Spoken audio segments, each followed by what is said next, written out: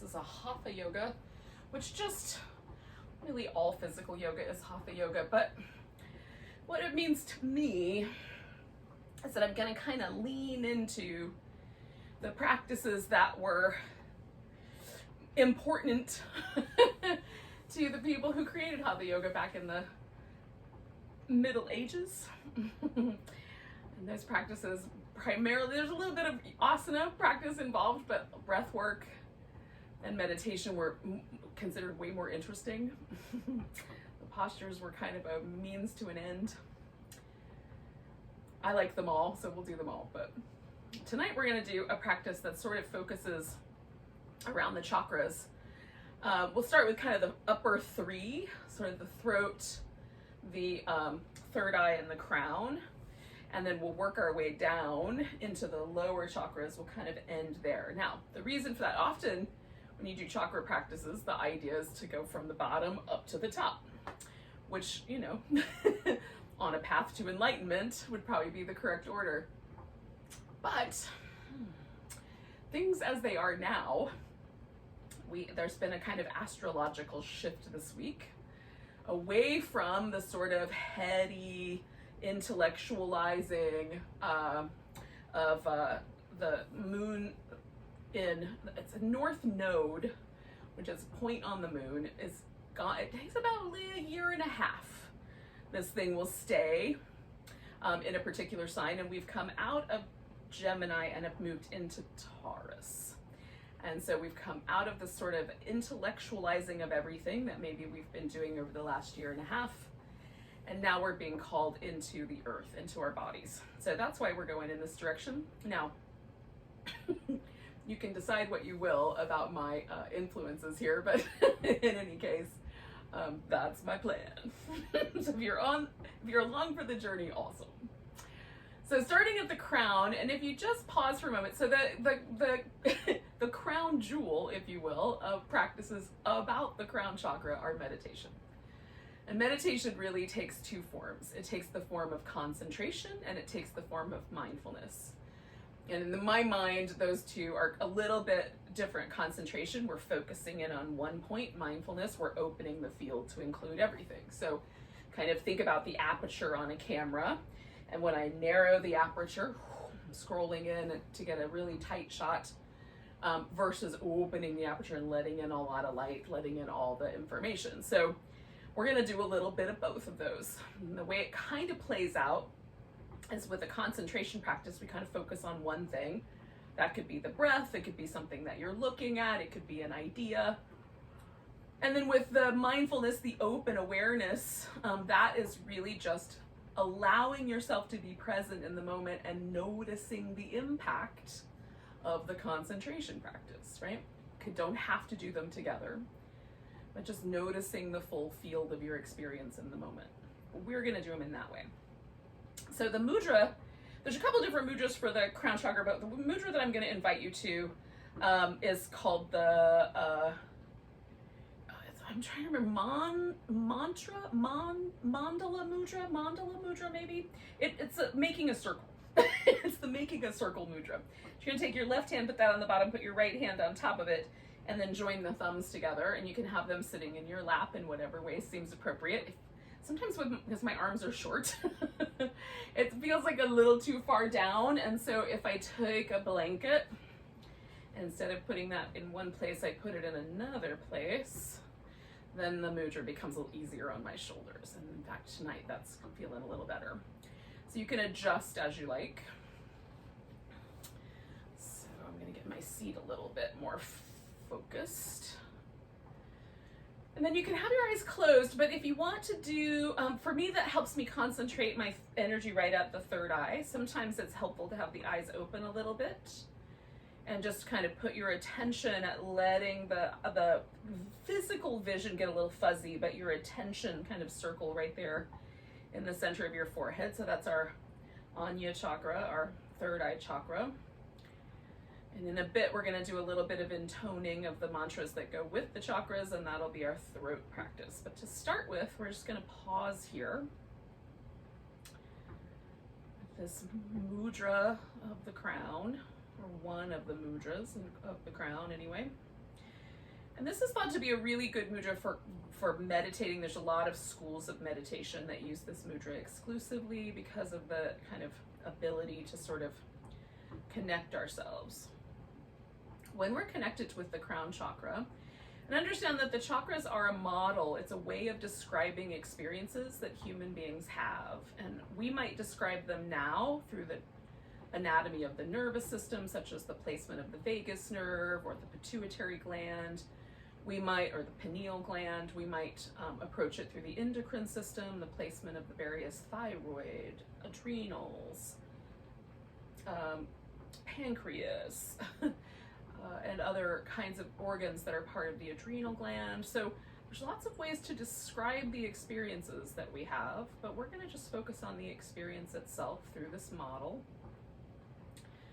So when we're connected to our crown, when we've got a balanced crown chakra, when we've done enough of our work here, we feel connected to spirit, connected to grace. We're in the flow of grace. And our intellect is in a balanced place. We're not being too driven by our ego, our kind of part of our mind that wants to always be the center of attention and always wants to be right. It will always justify its actions.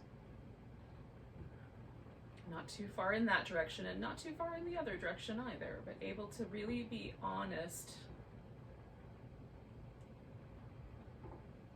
Recognize when we're deluding ourselves or covering over the truth.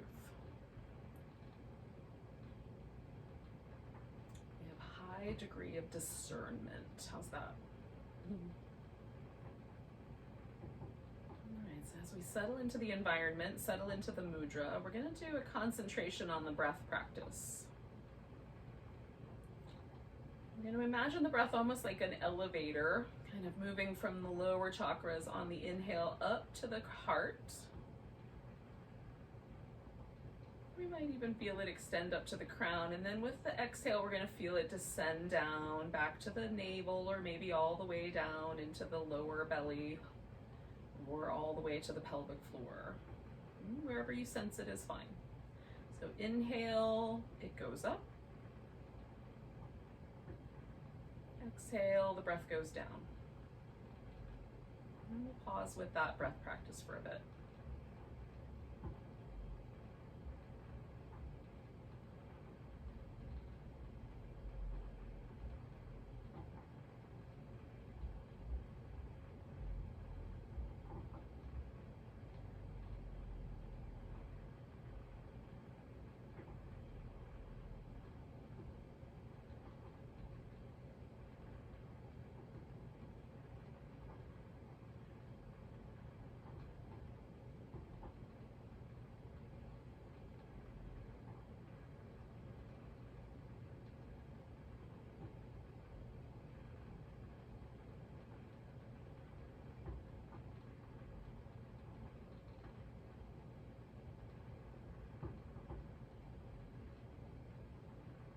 The mind will wander. It's one of the functions of the mind. So when you catch yourself wandering, just come back to that breath awareness, the concentration practice. This takes a lot of practice, I find. And some days are easier than others. There's some days where my mind is super duper concentrated, and other days where I could just, everything is super scattered. Whatever day you're having is fine. Just when you notice, come back to this inhaling up and exhaling down. We're going to do this for just a wee bit longer.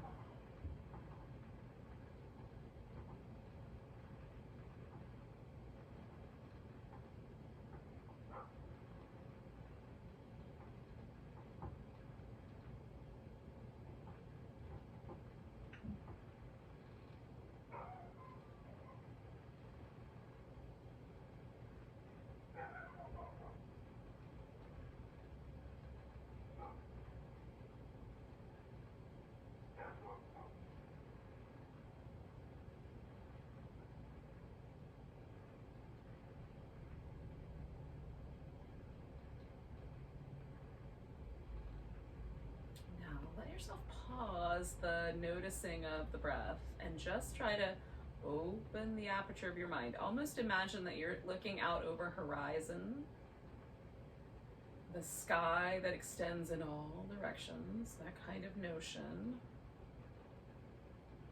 And just let your attention come to this present moment. Things might jump into your attention. There might be like some achy places in your body. You're welcome to move your body in whatever way is appropriate. I'm noticing like certain sensations in my body. But rather than narrow in on them or try to come up with a reason for them, I'm just gonna let it go. Instead, be present for the full experience. I can get to that stuff later.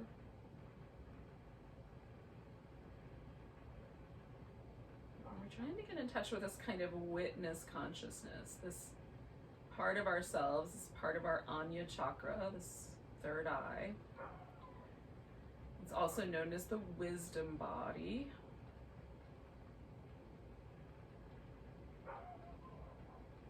And we've been watching ourselves grow and develop. It's the same consciousness that, you know, was looking at myself in the mirror when I was 6 and seeing one thing, and now looking in the mirror, I see my grandmother looking back at me. That same consciousness that has never changed, although my body has. That's the consciousness that we're connecting to, and we're letting ourselves hang out there.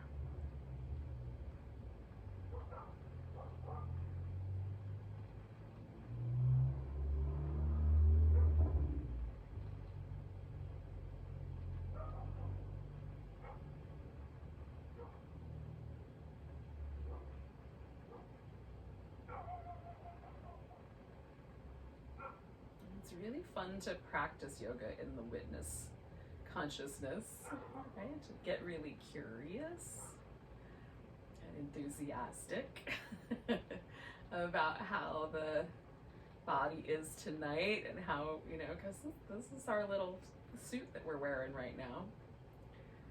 And in the larger scheme of universal time, we're in this suit for so little, just a mere flash. But that consciousness extends out beyond time and space.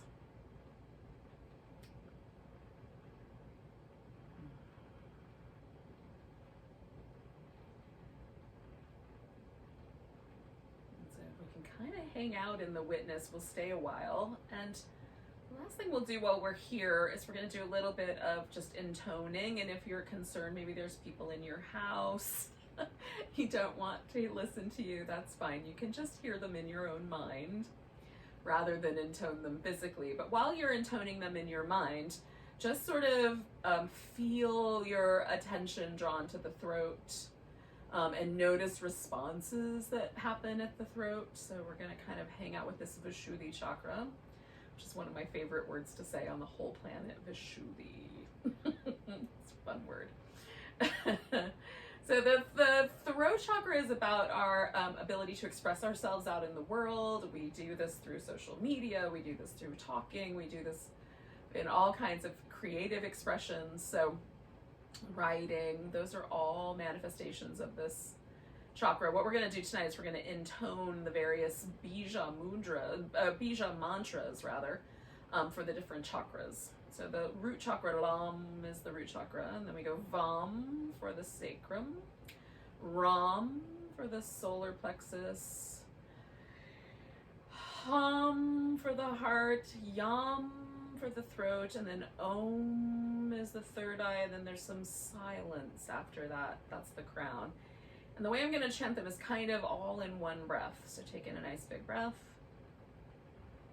Lam, Vam, Ram, Hum, Yam, Om.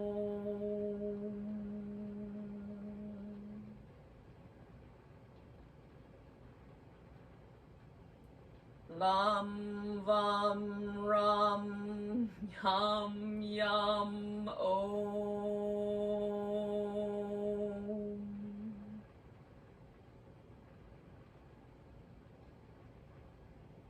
Lam, Vam, Ram, Hum, Yam, Om.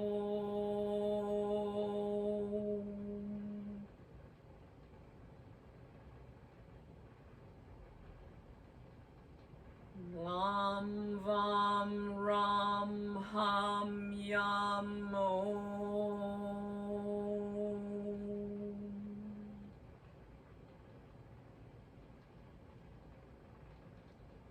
Lam Vam Ram Ham Yam Om.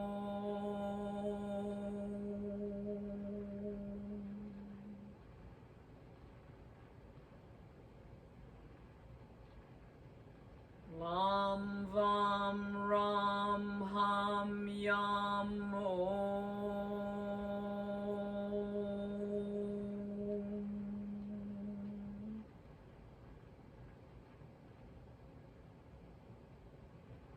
Lam Vam Ram Ham Yam Om.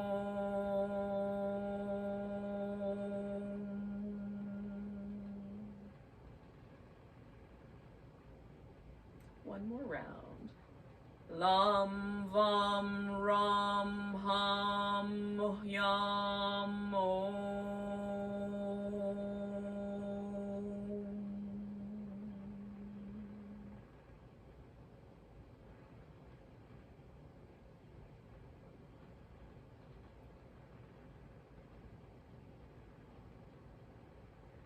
Then just pause for a moment. You can even let the mudra go. And again, just be present for your experience. Notice the the full account of it. I noticed as soon as I got to my solar plexus chakra that I had an urge to laugh on almost every single occasion. This is the chakra of our ego and like feeling like we're okay in the world. I'm feeling a little embarrassed, so I can't talk myself out of that all the time, but there it is. So that's one thing I'm noticing. Just notice what's true for you.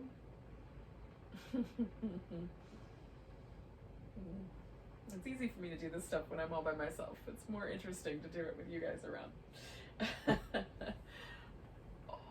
So we're gonna do a little bit of movement. I'm gonna come off my cushion.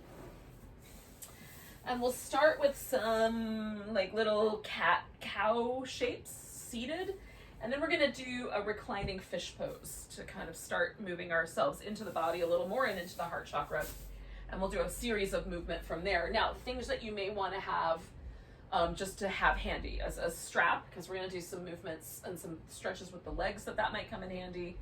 And then something to get yourself into a supported fish. I'm gonna use this pillow.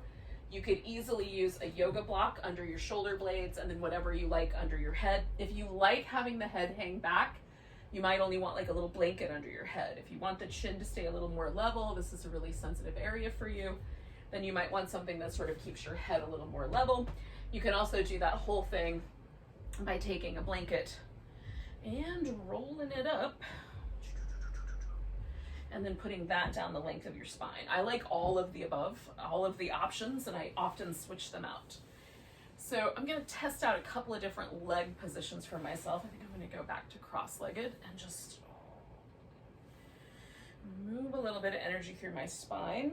Now, the notion that the chakras kind of ride in the spinal column, it's not that they're physically there, but there are pathways that are there. So there's a couple of different things happening, and probably the notion of the chakras is a physical manifestation or a sensory manifestation of all of these things. So from the spinal column, there are nerve ganglia that move out on both sides of the spine. So down, at the base of our spine, we've got the sciatic nerve, and it starts out as like almost like a tail. It goes out lots of different nerves, and then a big one, like a big, pretty thick compared to other nerves, pretty thick nerve runs down both of the legs through the back of the leg into the foot, and that sciatic nerve is kind of like our big roots, right? So that might be the source of our root chakra, is that way that this nerve moves out of the sacrum and down into those roots.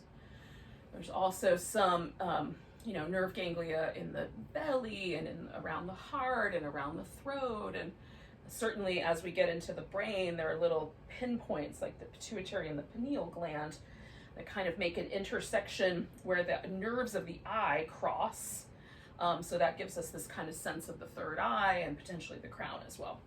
So there's certainly pathways that way. There's also cranial nerves, in particular the vagus nerve, which is the wandering nerve. This is a big cranial nerve responsible for a big portion of our parasympathetic or relaxation response that runs through the body, downsides the neck, intersects with the throat, intersects with the heart and lungs, intersects with a bunch of the organs of our belly, intersects with the organs of elimination. And so maybe that's part of the manifestation that is the chakras. I also think that it might be that and these kind of intersections of fascia that move through the physical body. And it's really all of those things combined that gives us the sense of the chakras. Okay, so we're gonna do a little, kind of like a little washing machine movement with the ribs. These are things that in Kundalini yoga, these kind of movements help sort of activate or get some energy flowing. And again, why do they work? Maybe they stimulate the nervous system. Maybe they stimulate those fascial interspaces. It's an interesting word. I'm gonna go with it because it came out of my mouth, but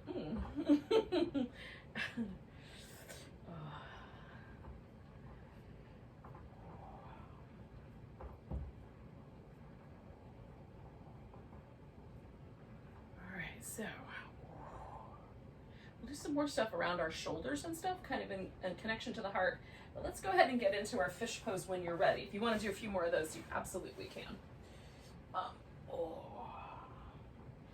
And then we're going to recline on back. Now, again, depending on how you're setting up your fish. Now, I want the emphasis to be right here at the center of my heart. So I am putting my shoulder blades on this pillow and letting the rest of my back come down in this kind of back bendy shape so that there's a definitive lift here at my heart. Now, I have to be kind to my lower back, so I'm going to play with my pelvis until that feels good. And you can put something under the legs to take a little pressure out of the hip flexors. And again, depending on whether you have done your head in the more traditional fish, which has this kind of big open throat, or like I've got a little more support there. So I'm just going to bring attention to relaxing my neck and my jaw, because that's more important to me than having a big stretch. The big stretch is great, but often for me, because of the way I carry a lot of stress and tension in my neck and upper back, a more important practice is for me to let go and trust. The heart is about trust. And it's about conviction, and it's about what we care about, right? So a heart that's in balance is able to look out into the world with trust and trust that we're on the right path and that we're making appropriate choices and being able to discern when maybe we're not, get ourselves back on track.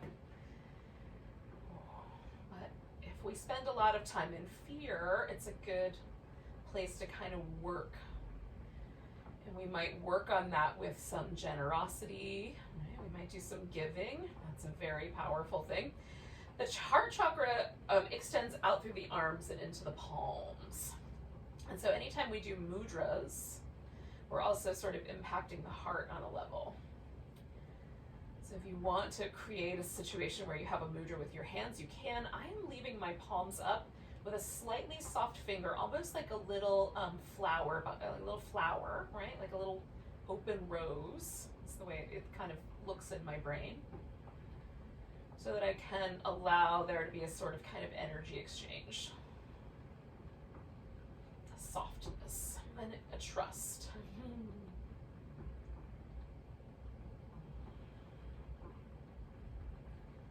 Just finding kind of the right dimensions of that.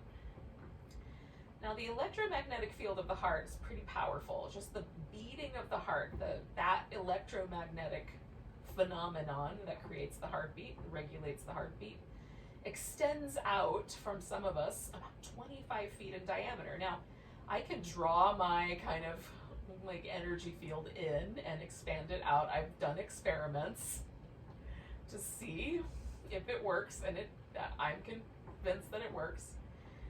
Normally I walk around with mine pretty wide open, but sometimes that makes you a little vulnerable, so it feels nicer to kind of bring it in and tuck it in close to the body. And for me, it sort of feels like a pair of wings. So the heart doesn't just extend forward, it extends into the back body. And so can we, in this little fish pose, can we rest here in the back body and let the heart have a little nest to live in?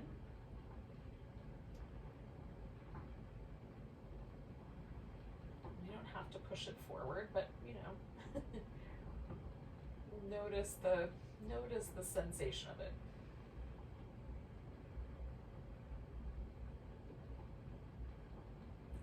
And notice how the breath maybe moves through this area, through the arms, how it intersects with the rhythm of the heart.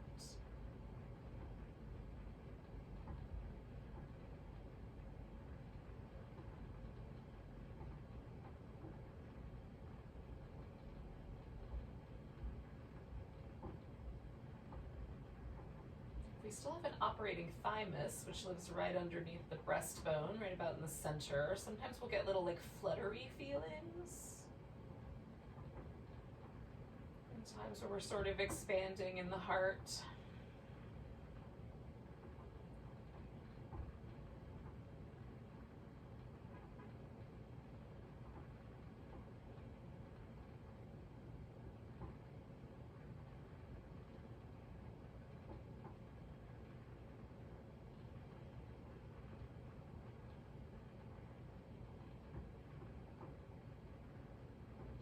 Stay here for like another 4 or 5 breaths.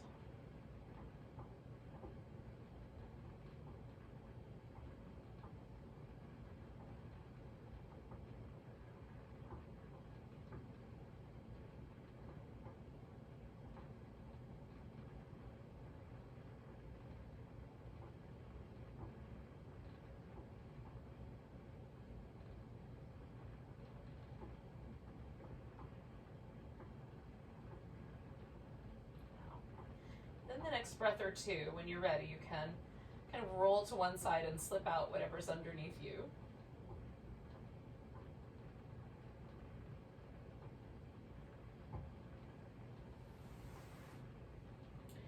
And then come back onto your back. If you like, you can have some head support still.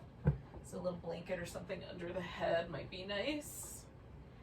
And then just notice where you landed. So I'm kind of noticing how my whole spine is sort of readjusting itself from that position. And I like to pay attention to the whole, like from the sacrum to the back of my skull, and just kind of feel that whole distance in between the two.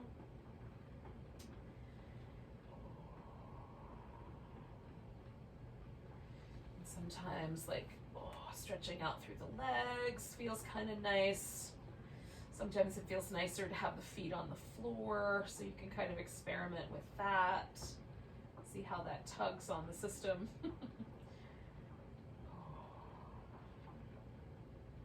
Now we'll need enough room that we can take our arms overhead, so if you need to adjust the body, you can. I am gonna have my knees bent and my feet resting on the floor. That just keeps my pelvis the most neutral possible, so I'm not tugging on the system with my hip flexors. And then as long as I can reach over my head without any problems, then I'll generally be good. All right. So we're gonna move from the shoulder blades. So we're kind of, the arms are gonna move, but we're also gonna move the shoulder blades themselves. So starting point is kind of retracting the shoulder blades, just bringing them towards each other a little bit. And then we're gonna reach down. So we're gonna depress the shoulder blades. And then as we bring the arms up, we're gonna protract them. They're gonna come around the edge. And as we keep going, we're gonna elevate them, bring them up by the ears. And so we'll keep that process going through the whole thing. At the very end, when we land, we'll just draw them in toward each other. So depressing, protracting, elevating, which feels really interesting to me. Protracting, that might be my favorite. Depressing, and then retracting. We're gonna do that twice more. Just moving the arms, but trying to, almost like we're moving the shoulder blades and the arms are along for the ride. Notice how the resistance of the floor kind of feels as you try the retraction and the depression and the elevation. To work against that resistance of the floor. That might have been the full number, but I'm going to do one more. On the way back, we're going to stop with the fingertips pointing straight up at the ceiling. So we'll be in a fully protracted state there, and then we're going to retract the shoulder blades in and protract them out. And retract them in and protract them out. And retract them in and protract them out. And then one more time, we're just going to retract them in and kind of hug them in against the the floor. Then you're going to reach over, grab your right arm with your left hand, try to pull that arm out of the, pull the shoulder blade out of alignment and hold it in place as tight as you can. So we're going to get a little movement in that back portion of the body there. So connect, like shoulder tension, upper back tension, chest muscle tension are all sort of inhibitors to the heart, right? To the full expression there. Kind of release that arm, see how that feels. Protract the shoulder blades back in a little bit, retract them back in a little bit and see how that, like, there's a difference for me between the two. The left, or my right one now is a little more comfortable. So I'm going to grab my left arm and do the same thing, kind of hold that in place. So anytime we work on, like we do these different yoga poses and we work on movements that, move muscle and move the connective tissue in these areas, we're in some way impacting them. You get to decide how that impact goes because you're the one living inside your body. So just pay attention and go with what you feel.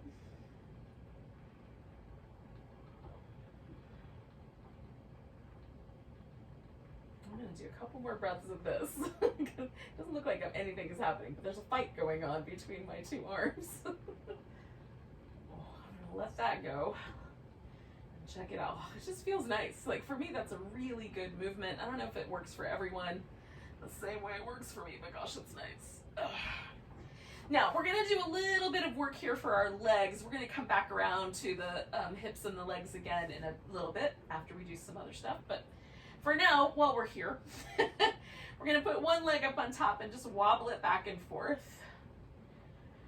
And this just, you can decide, I like my knee over the middle, or I want my shin to be kind of halfway there, or maybe I want my ankle joint and that's all. So the angle of the upside down number 4 is up to you. Can you see that in your brain? For me, letters and numbers can be upside down, sideways, backwards, doesn't matter. They're always the same letter. And they're interchangeable, basically.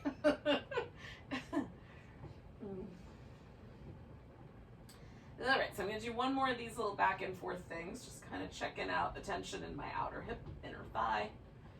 And then I'm going to leave my left foot resting on the floor, but I'm going to take my right leg in the air and I'm going to shake it. Now I'm starting with kind of a fast shake that's mostly around my ankle. So sometimes I like to make sounds because in a lot of ways, and what's interesting about this, even though I'm shaking my lower body right now, this is actually a throat chakra practice. I don't know why, except for the fact that I feel compelled to go while we're doing it. And then you can do like a bigger shake with the rest of the leg, the bigger muscles, and see how that goes.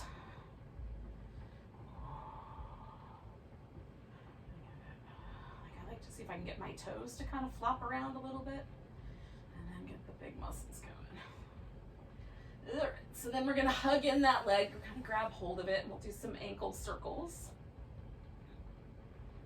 This movement pattern does not make me want to sing. Go the opposite direction, which is fascinating in and of itself. To me. Lots of things are fascinating to me. All right, we're gonna point and flex the foot. Ankle joint sensitivity there, kind of see where the Achilles tendon and the foot and all the kind of tension that might be there in the muscle is. Now, we're going to extend this leg. Now, you can just grab your big toe and extend the leg up, but that seems like a ridiculous idea. This is where the strap comes in handy. And you have a couple of different ways you can work with the strap. So you can put it on your foot, hold on to the end of it and extend it. If you've got a long enough tail, you could even put that underneath your body and let your body hold it for you. And then all you have to do is rest. Okay, so I've got the back of my thigh stretching quite a bit. If I rotate it so that my toes go out, this is an external rotation, then I feel it in a different place than if I try to rotate it the other direction, right? If I go right in the middle. So you can sort of play with that. There might be a sweet spot there.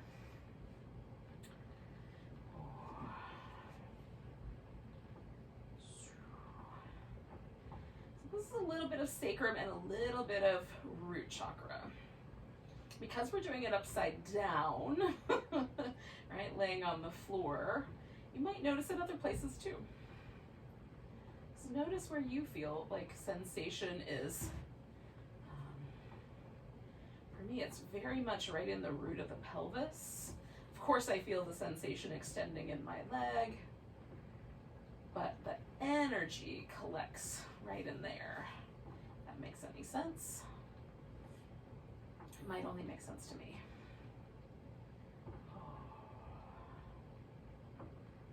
So we're gonna hang out here for a good, like 30, 45 more seconds. I'm gonna let my leg lean into this and I'm gonna get really still. So one of the qualities of the lower chakras is stability. So, I'm gonna do some movement and some stability. The sacrum loves movement. It's all about movement. This is a really interesting chakra to work with because it never stabilizes. It's always in flux. But the legs love stability, right? So the lower, the super deep low chakra, the one that's connected to our elimination system, particularly the large colon, or the large intestine and the colon, other associated parts, loves stability. When things get unstable, those get a little loose.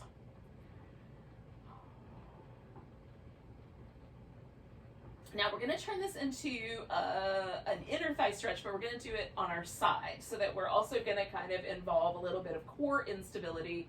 So we'll bring that up and kind of include this Manipura chakra, the center, our little core chakra. So I'm going to take one more breath here. And then I'm going to roll onto my side. So I'm going onto my left side. This is my right leg. And sometimes it's more fun to me to hold on higher up on this one. So I'm going to get right up at the top. And if I bend my bottom knee, I create more stability, right? So I use my legs to create stability. That's what they're for. If I float them, then I lose some of that stability and I have to create the stability from my center. And so that can be part of the fun of the interplay of this variation of the pose. Now, if you really want to just focus on that inner thigh stretch, create more stability and focus on that. If you're having fun with the floating nature of this pose, maybe include the lift. And I'm even swinging the leg around a little to give myself a bit of a boat.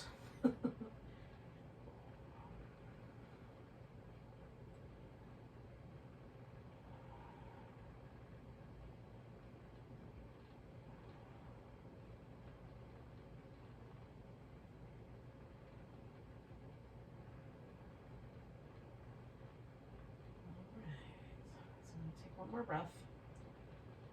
And then I'm going to stabilize for just a moment. Now, this leg is going to stay across or stay up, but I'm going to roll my hip back down, and then I'm going to take myself into a twist. Because I don't have a ton of room, I'm just going to bend my knee here. If you've got more room, you can leave that leg all the way out straight as you like. And then I'm playing with sort of the length down the side of my waist, so that intersects with little center chakra. I might be interested in expanding out through the chest and working with the heart. or expanding this kind of sensation, maybe wrapping the legs around each other, pressing into the strap and pulling on it, sort of emphasizes this lower area. Get a little more rooty.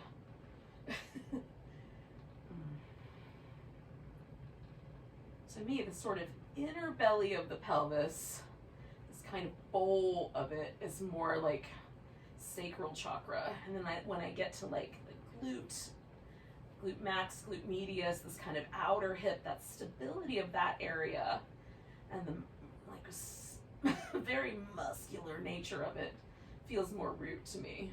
See what that feels like to you. See if you're on the same page with me or if you think it's different.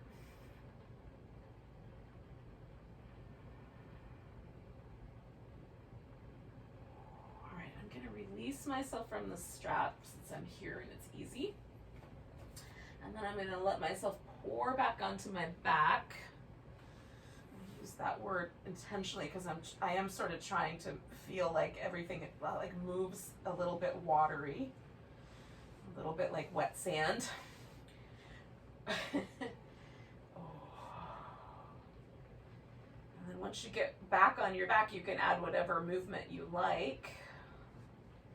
And notice if there's any difference in the way it feels to live in your right side of your body versus your left. Now, a long time ago, I took a workshop with this lovely teacher. Her name's Angela Farmer. And Angela says something about, like, one of the ways you can work with your body or kind of get really personal with your body was to either name your body parts so that you could, like, give your arm a name, like Beth or whatever. Or you could instead sort of see if there's an animal nature to the body parts that comes up for you. And you can work with it that way. So I was like, animal one definitely appeals more to me. So as I kind of tuned into that notion, what happened for me was that it feels like my right leg, there's both sea creatures incidentally, but my right hip and leg feels like an eel. It's very muscular and strong and has a big presence. Whereas on the left side, it's much squishier. It doesn't feel as firm. Everything's a lot more sort of, it feels like an octopus. How's that? So I've determined that the sea creatures of my lower body are an eel and an octopus. So those are mine. Maybe for you, they're birds or, you know, some other kind of creature. I thought it was interesting that both of my limbs are sea creatures, but it makes sense. Given the nature of my personality. Oh. All right, so I'm gonna do the other side, right? So we're gonna pop this left ankle up on top, and I'm gonna sort of experiment with whether I want the shin, the ankle joint, or the knee to be more in the center. And just that experiment is interesting. Now, one of the things I find really fascinating about this is that when I do this movement pattern on my right side, it's just the movement pattern, nothing else happens. But when I do it on my left side, my body slowly walks down the mat. And I don't know why it's different, but it is. So I will have to readjust before things kick off here into a shake. So I'm going to do one more of these, readjust my position on this mat. And then I'm going to go to the shake, shake, shake. But you can do that as soon as you are ready. So I'm just going to take that left leg up and start with, like, can I get my toes to be super duper flippy floppy? And then I can do bigger movement. And even with this bigger movement, it doesn't feel nearly as muscular on this side as it does on the other. I just find that really interesting. I mean, I basically do the same thing with both my legs with the exception of driving. So it's just wild to me that it feels that different. Notice if that's true for you. Maybe it's not. Maybe they're the same. All right, so I'm going to flippy floppy for about another 3 breaths.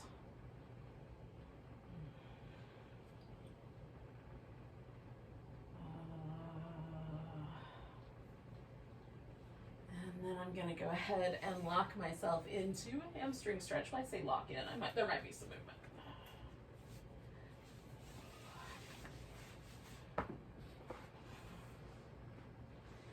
less than the shaking. Less movement than the shaking, more movement than none. And so again, I often do like a little exploration of what happens if I just let go into it. If I just let my leg hang in the strap. What happens with a little bit of a rotation out or in? What happens if I pull it in a little tighter or let it go a little looser? And do I have a spot that I like more than another spot? And then once I find something, and I still might move a little bit, but I'm going to try to let myself sort of sink into that stability, feeling the relationship between my two legs, even though I'm relaxed. So one of the things that's interesting to me about the root chakra is this, the root is about holding our ground or standing our ground, but standing our ground in a way that doesn't feel oppressive, that doesn't take away anybody else's right to stand their ground, right? So there's some, like the way that that word is used in our current culture is really interesting to me, and often implies a like my way or the highway approach to this. My way is the right way, but it might, that's not what this chakra is about. The chakra is about holding steady and being rooted in ourselves without negatively impacting any other being. And so there's this kind of quality to that here, where I can relax and stay steady at the same time. I'm going to do a couple more breaths here. See if you get me on that. Or again, if you have an alternate thing, I would love to hear about that. Tell me what you're coming up with, because I'm out here in my own little echo chamber, just listening to my own thoughts.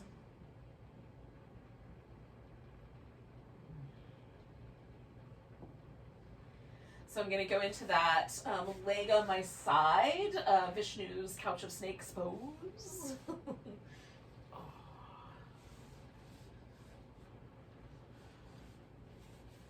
A name I can't always remember how many of the aga sounds are supposed to be. It's Nagasana or Naga asana, something along that line. It has to do with the snakes and the name of the snakes.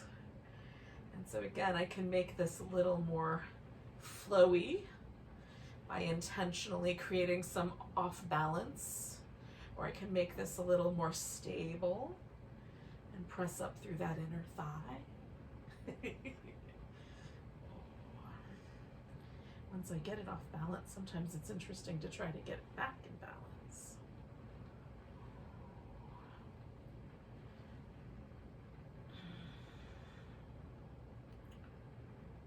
I imagine that if you were lounging on a bed made out of cobras, it might feel a little off balance from time to time. It's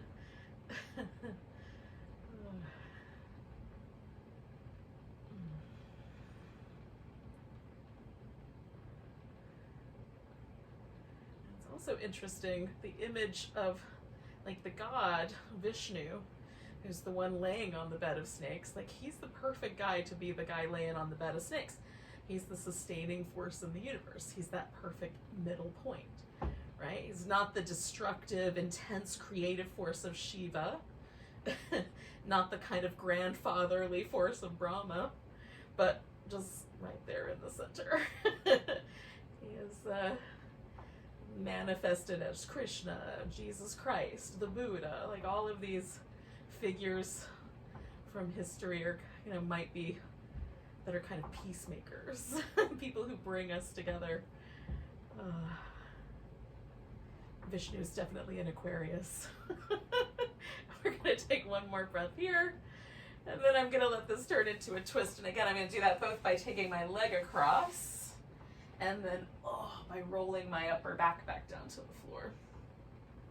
Now, I bent my leg the last time, so I'm going to do that again, and kind of hang out with it like that.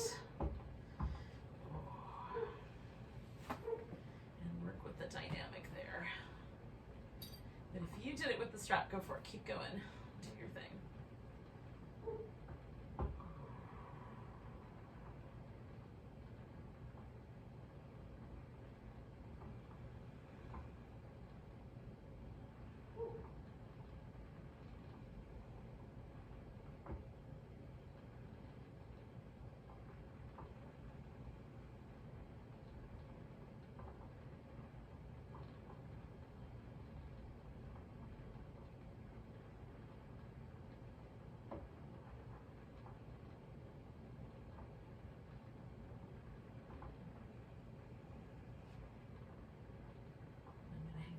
3 more breaths. And then slowly roll this back onto my back.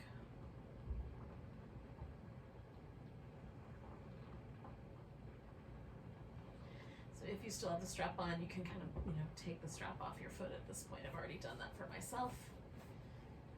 And then you can roll yourself back. Feel the relationship of the sacrum, the cranium, and the spine all kind of return to a more neutral position. Notice how the legs, the hips, everything else kind of emanates. We're going to do one more thing with our arms. We're going to stick both arms up in the air and we're going to shake them. And you could do like one focus and then the other.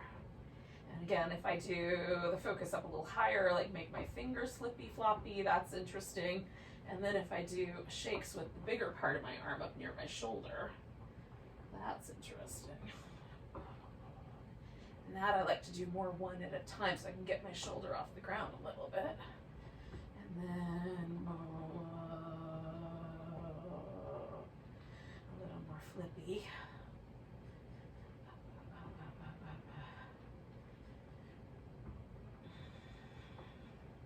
Now this is how I was introduced to shaking at the same workshop as the decide what animal your body parts are. Or maybe another one, but the same teacher.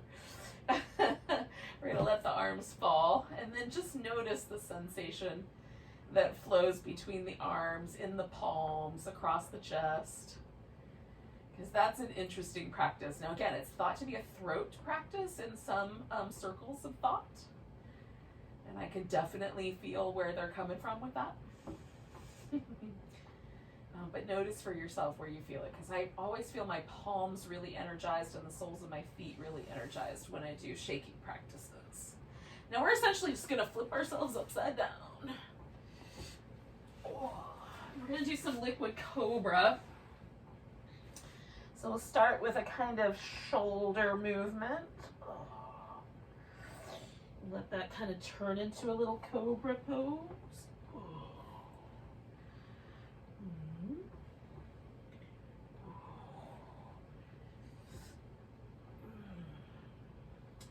So this could be a heart chakra pose. It could also be a sacral chakra pose because of all that flowiness. And a little bit of both as far as I'm concerned.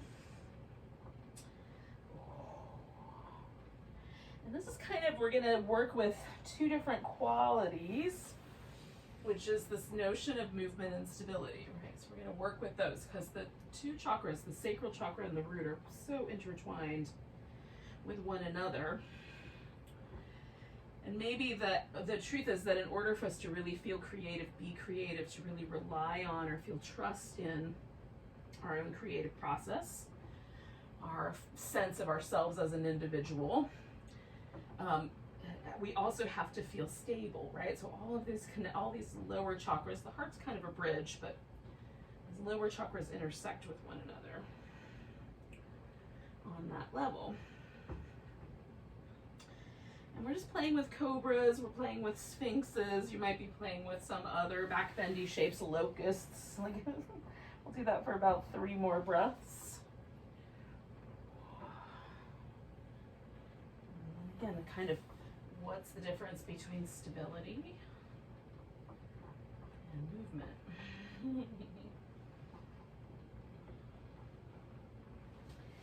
And then we're going to take that eventually into a standing position. So I'm going to do some cat shapes. I'm going to do a little downward dog, maybe a squat instead. We'll see. When I get there, I'll know. And ultimately, we're going to wind up on our feet. Visited. Pumpkin.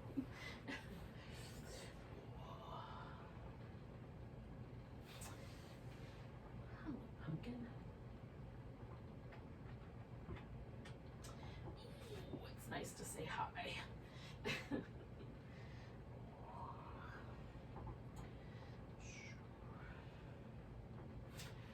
Right. So we'll just join each other up on the feet when we get there.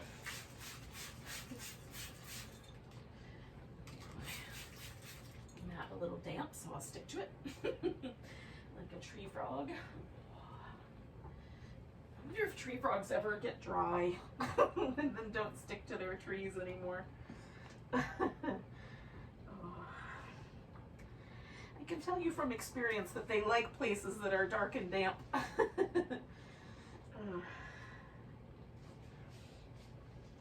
Not of having them for pets, but of seeing them in the wild. In places that they congregate. So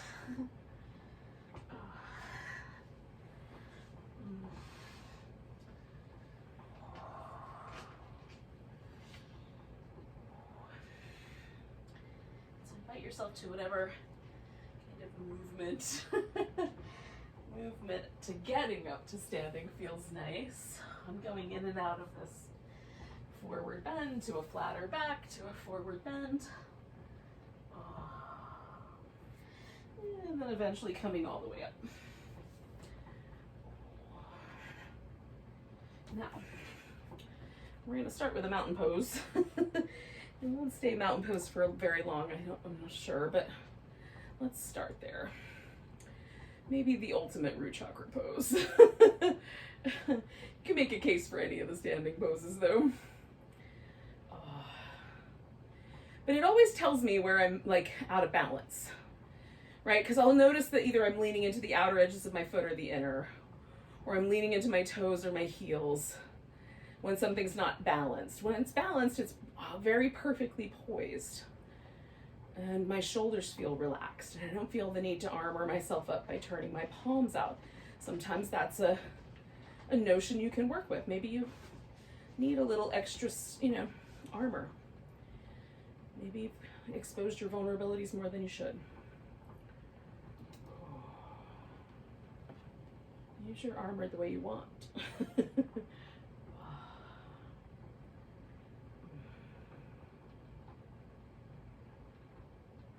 Just feel. I'm going to do about 2 more breaths, and then we'll make this into a wide angle forward bend.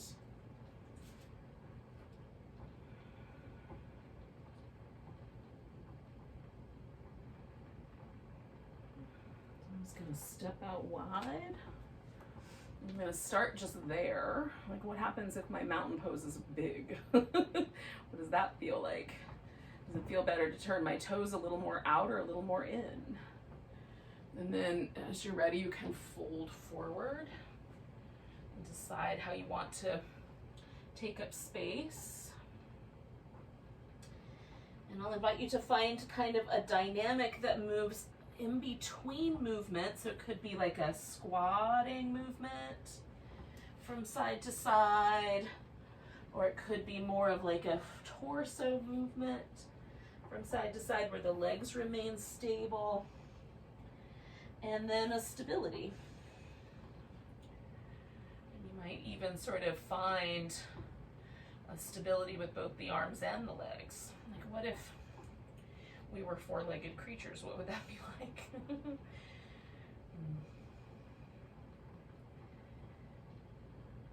I'll say the 4-legged creatures that live in my house have a really interesting relationship between their legs and their spine. So I find that sort of fascinating.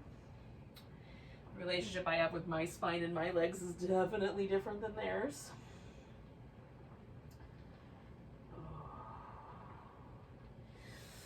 I'm going to turn my right side into a triangle pose. And you could do a triangle or a warrior 2 or warrior 1, a side angle pose. Is there a standing pose that kind of appeals to you tonight?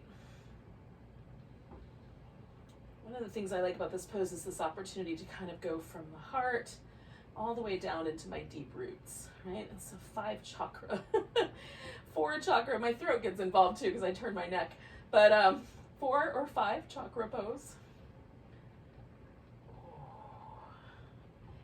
I'm going to turn this into a half moon balance, same side.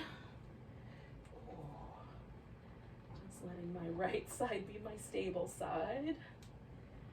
And I love, the thing I love most about balancing poses is the interplay of stability versus not, right? And watching my own reaction to being unstable. because that in and of itself is wild. It's certainly inside of a little workshop, right? It doesn't have high stakes, but it does give me some notions about how I might approach a lack of stability in my high stakes part of my life. I'm going to take my triangle over to the left.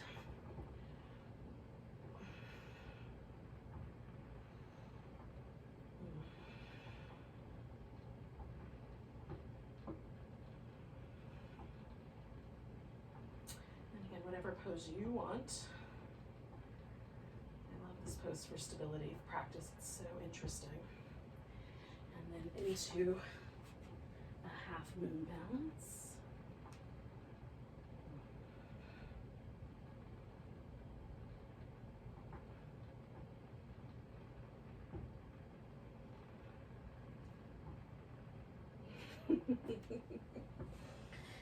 And back to the center. Now I'm going to wiggle this into a squat that eventually I'm going to sit back down on the floor with. That might be a super easy thing to do, or like me, it might require a little bit more awkward movement. It's all right.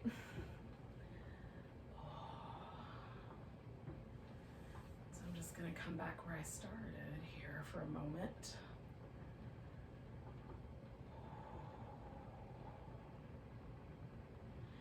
And again, kind of circling back around to that presence.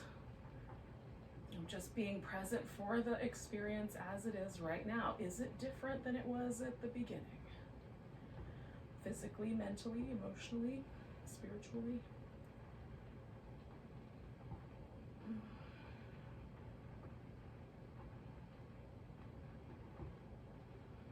We're going to do a little bit of Ujjayi Breath. Now, Ujjayi Breath, it literally translates victoriously uprising breath, which I find really interesting. Basically what we're going to do is we're just going to kind of collect, when you talk, the vocal cords kind of vibrate. We're just going to vibrate the breath through the vocal cords. So we're just going to make an intentional sort of glottal like closure there at the throat, and then breathe through it. So it feels a little like velvet in your throat, right? It's a really lovely, soft sensation. And the sound is a little bit like holding a seashell against your ear. If you feel it more in your sinuses, we often direct it up there before we catch this wave. And that's okay. It's just another way of doing a breath. But see if you can kind of come into that sort of awareness of the throat.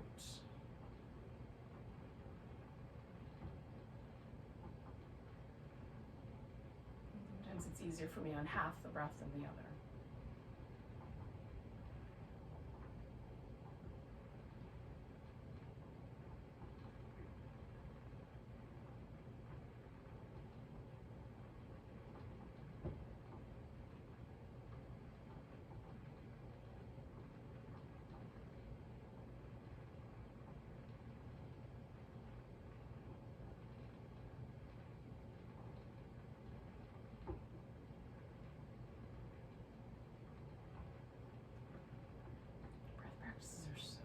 To me right now.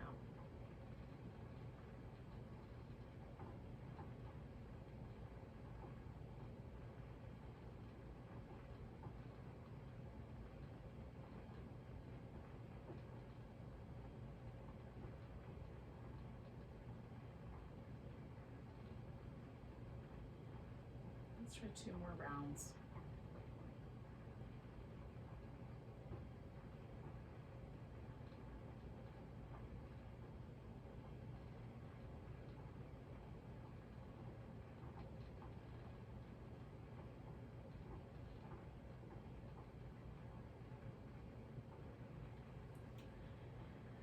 We're going to take our final pose, which is a corpse pose. You could also do your legs up if you want. Corpse pose is both a root chakra pose and a crown chakra pose. Crown because we can sort of dissolve into ourselves, and root because we're in full contact with the earth all the way through our spine. Sacrum, cranium, all of the big ones, all the big bones, the important bones.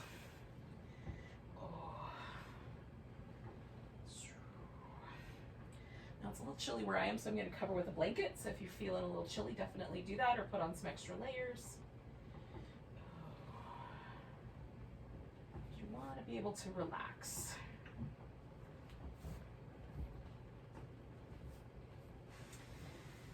And the part of us, that we're going to let ourselves kind of connect to with this last pose is again that sort of witnessing consciousness and our connection to spirit, whatever universal consciousness you connect to.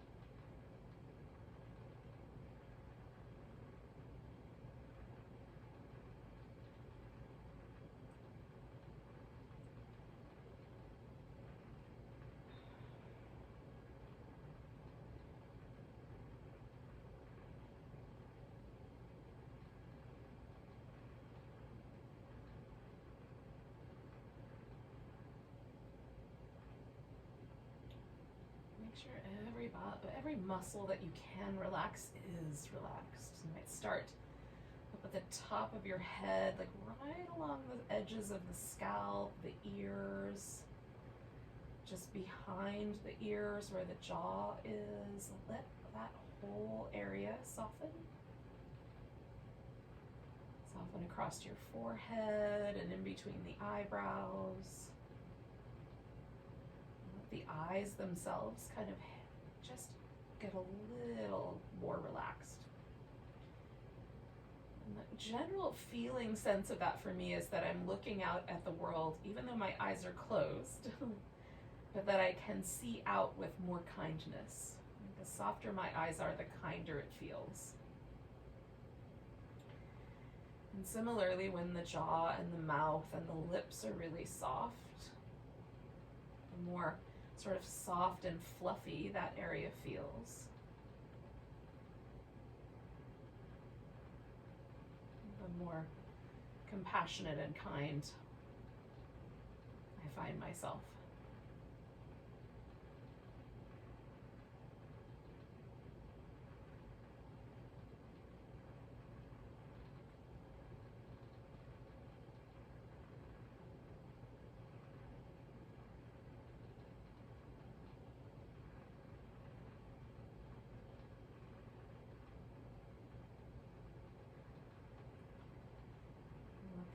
And the shoulders relax. Let the palms be like those little rosebuds or peony, or even camellias are blooming here now. Little camellia buds, little flowers.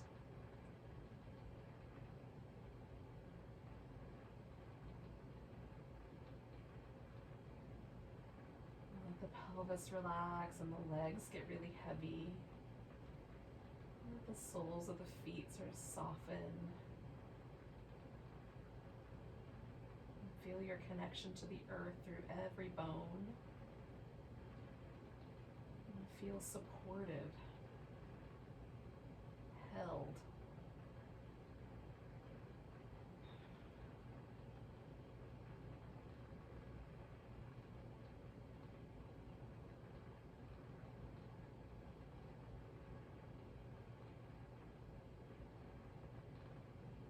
And let yourself rest in your body.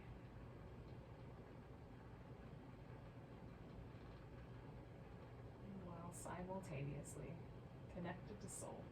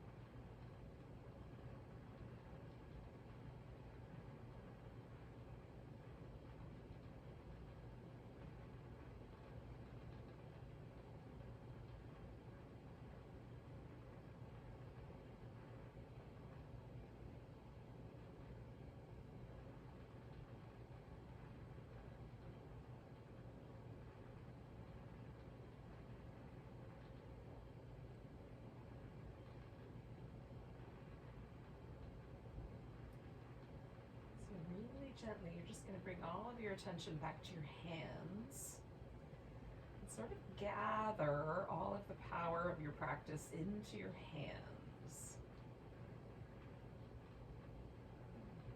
I'm going to save that for when we need it, which might be tonight, but could be other times.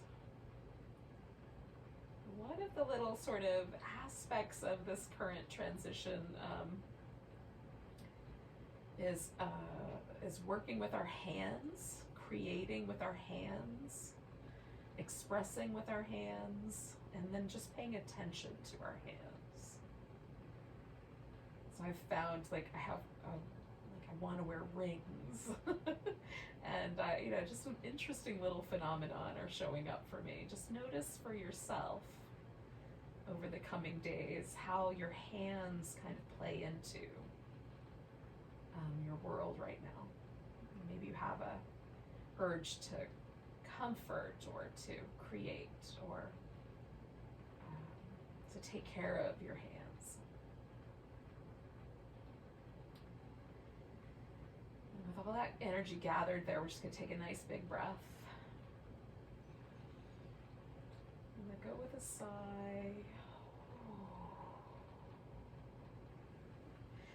And you can start to move and stretch in the ways that seem right to you.